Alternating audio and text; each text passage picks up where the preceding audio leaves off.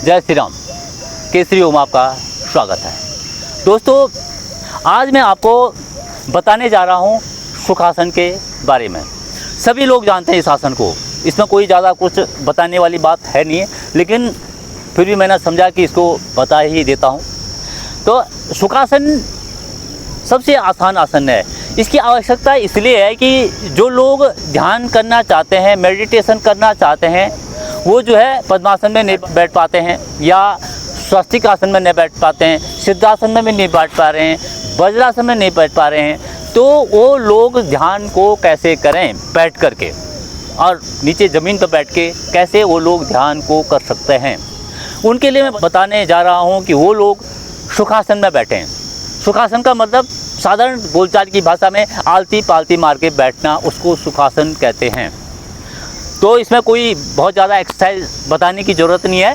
इसमें जो है आप जो है एड़ी पंजे मिलाएं, तो इसमें क्या है, दाएं पैर का पंजा बाएं जंघा के नीचे और बाएं पैर का पंजा दाएं जंघा के नीचे, ये सुखासन की स्थिति होती है। आलती पालती मार करके बैठना, ये सुखासन है। दोबारा बता देता हूँ, दाएं पैर का पंजा बाएं जंघा के नीचे और बाएं पैर का पंजा दाएं जंघा के नीचे रखें और इस तरह से बैठ जाएं। अगर आप ध्यान में बैठने के लिए बैठते हैं तो इस आसन का लाभ ये है कि इसमें आप घंटों तक बैठ सकते हैं।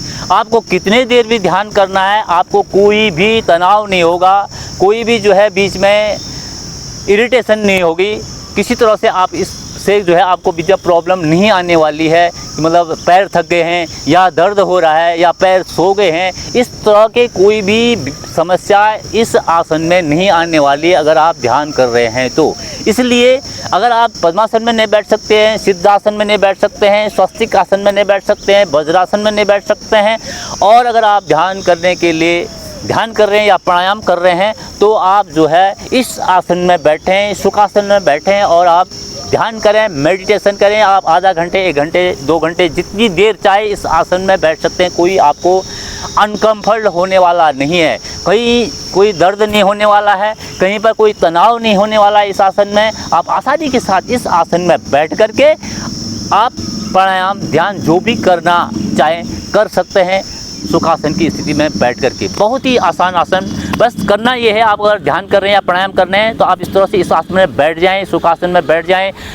सिर्फ आपको एक चीज़ का इस पर ध्यान रखना, आपकी स्पाइन सीधी होनी चाहिए, कमर गर्दन आपकी बिल्कुल सीधी हो, तो आपको लाभ मिलते हैं इस आसन के में बैठने के भी। आप ऐसे झुक के बैठोगे इस तरह से तो इसमें लाभ उतना नहीं मिलेगा ध्यान करते हुए या प्राणायाम करते हुए। तो आप इस आसन में बैठें और पूरी तरह से आपकी स्पाइन सीधी हो, कमर गर्दन बिल्कुल सीधी है और नेत्र कोमलता से बंद रहेंगे। ध्यान आपका दोनों भौहों के बीच में आज्ञा चक्र पर स्थित हो, और तब आप ध्यान की स्थिति में बैठते हैं तो आपको बहुत ही लाभ इस आसन से होने वाला है। आपकी एकाग्रता बढ़ जाएगी, आपके चिंता और अनेक विकार दूर हो जाएंगे अगर इस आसन को आप बिल्कुल सही तरीके से बिल्कुल स्पाइन सीधी करके अगर बैठते हैं तो आपको ब्रेन संबंधी अनेक विकार भी दूर होते हैं। और जब आप जो है इस तरह से बैठते हैं तो आपका जो है ब्रेन भी शार्प होता है, आपका अनिद्रा संबंधी रोग आपके दूर हो सकते हैं, तनाव दूर हो सकती है और टेंशन विकार इस तरह से दूर हो सकते हैं। क्योंकि हम दिन भर जो है खड़े रहते हैं या कुर्सी में बैठे रहते हैं, अगर कुछ समय आप नीचे बैठ कर इस तरह से बैठ जाते हैं तो आपके शरीर के लिए बहुत लाभदायक यह सुखासन की स्थिति है।